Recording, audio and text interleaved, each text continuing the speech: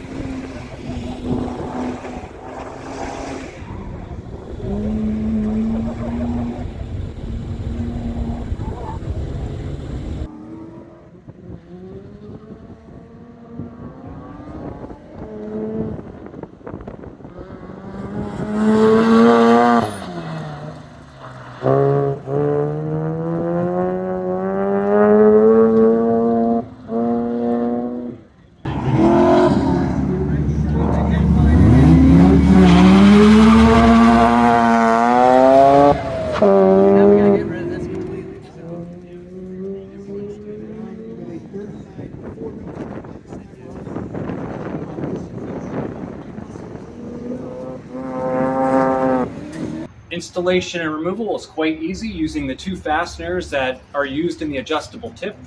In short, HKS's silencer really does cut down the volume and the drone on the highway, which is exactly what I was after. Now I can start up the car at 6 a.m. on a weekend and not worry about waking up the neighbors. But just by looking at the size of the hole in the silencer tip, it made me wonder if that silencer was cutting off power. So recently at an SCCA event at Summit Point, Shenandoah, I decided to perform a controlled test. In the first session, I ran with the silencer installed, and then for the second session, I ran with the silencer removed. Now in both track sessions, I was measuring the mass airflow rate in grams per second through the engine, which is a reliable indicator of how much airflow and how much power the engine is making. Now you would think from looking at that silencer that it would have some impact on the engine power, potentially dramatically, but to my surprise, I found that the silencer had virtually no impact to the mass airflow of the engine. I was seeing roughly 210 grams per second, both with and without the silencer installed, and I saw minimal impact on the straightaway speeds.